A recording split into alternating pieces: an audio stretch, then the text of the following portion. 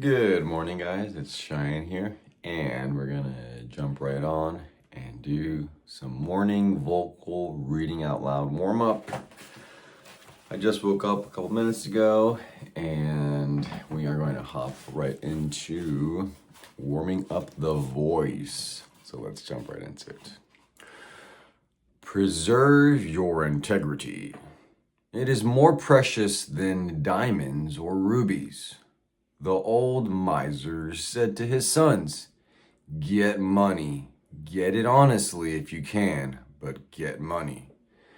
This advice was not only atrociously wicked, but it was the very essence of stupidity. It was as much as to say, if you find it difficult to obtain money honestly, you can easily get it dishonestly. Get it in that way. Poor fool. Not to know that the most difficult thing in life is to make money dishonestly. Not to know that our prisons are full of men who attempted to follow this advice. Not to understand that no man can be dishonest without soon being found out. And that when his lack of principle is discovered, nearly every avenue to success is closed against him forever. The public very properly shun all whose integrity is doubted. No matter how polite and pleasant and accommodating a man may be, none of us dare to deal with him if we suspect false weights and measures. Strict honesty not only lies at the foundation of all success in life, but in every other respect. Uncompromising integrity of character is invaluable. It secures to its possessor a peace and joy which cannot be attained without it, which no amount of money or houses and lands can purchase. A man who is known to be strictly honest may be ever so poor, but he has the purses of all the community at his disposal. For all know that if he promises to return what he borrows, he will never disappoint them. As a mere matter of selfishness, therefore, if a man had no higher motive for being honest, all will find that the maxim of Dr. Franklin can never fail to be true,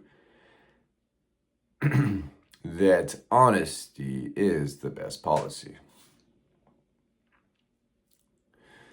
To get rich is not always equivalent to being successful. There are many rich poor men, while there are many others, honest and devout men and women, who have never possessed so much money as some rich persons squander in a week, but who are nevertheless really richer and happier than any man can ever be, while he is a transgressor of the higher laws of his being.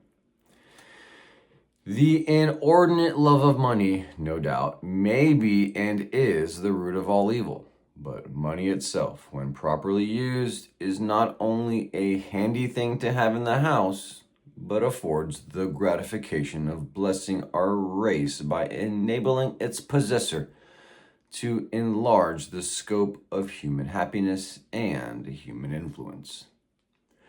The desire for wealth is nearly universal, and none can say it is not laudable, provided the possessor of it accepts its responsibilities and uses it as a friend to humanity.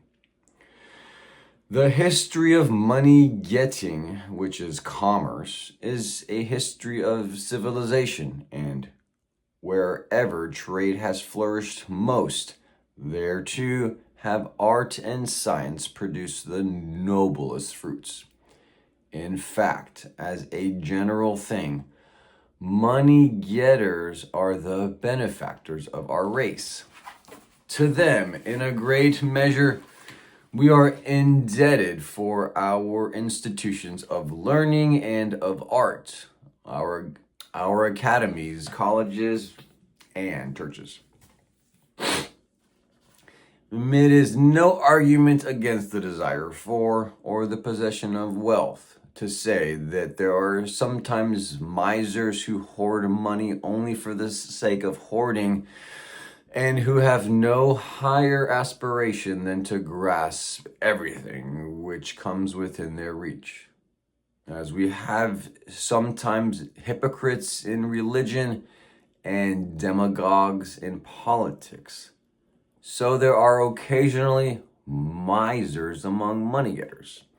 These, however, are only exceptions to the general rule.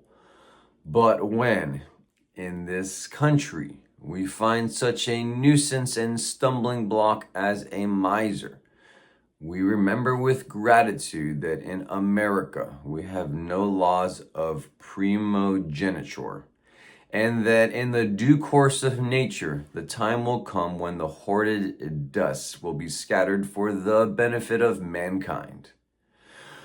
To all men and women, therefore, do I conscientiously say, make money honestly and not otherwise. For Shakespeare has truly said, he that wants money, means, and content is without 3 good friends. All right, guys, that's my morning vocal warm-up. Hope you guys have a fantastic day. Let's get after it, guys. Peace.